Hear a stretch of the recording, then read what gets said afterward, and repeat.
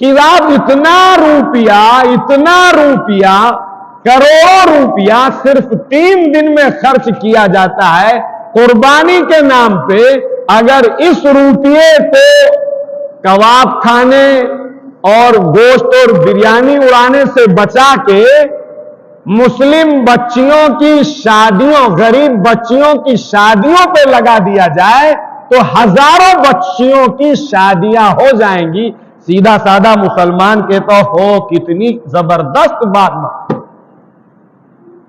اسی سے بچانا ہے تو ہزاروں بچیوں کو شادیاں ہو جائے. کوئی لال مجھکڑ اٹھے گا احمق، وہ یہ کہے گا کہ اگر اتنا روپیہ مسلمان کمیونٹی جو ایجوکیشن کی فیلڈ میں بالکل پیچھے جا چکی ہے اور مختلف کمیٹیوں کی رپورٹ سے اس آپ سب سے پیچھے مسلم قوم ہے، اگر اتنا روپیہ اسکولوں پہ لگا دیا جائے، کالجز پہ لگا دیا جائے، ایجوکیشن پہ لگا دیا جائے تو اسکول پہ اسکول کھل جائیں گے، یونیورسٹیز کھل جائیں گی اور کتنے غریبوں کا فائدہ ہو جائے گا اور کتنے بچے ڈاکٹر اور انجینئر اور پروفیسر بن جائیں گے.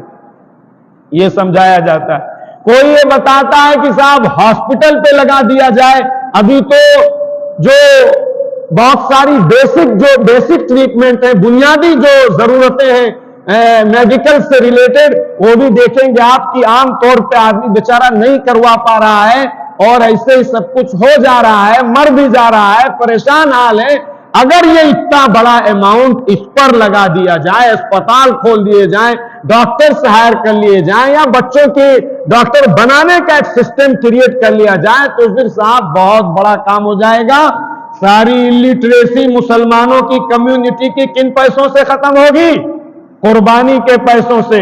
اور ساری شادیاں غریب بچیوں کی کس پیسوں سے ہوں گی؟ قربانی کے پیسوں سے. سارے اسپتال اور ساری میڈیکل فیسلٹیز کن پیسوں سے پوری ہوگی؟ تو قربانی کے پیسوں سے. یہ انتہائی نری جہالت، حماقت، بیوقوفی، نادانی ہے. آپ اس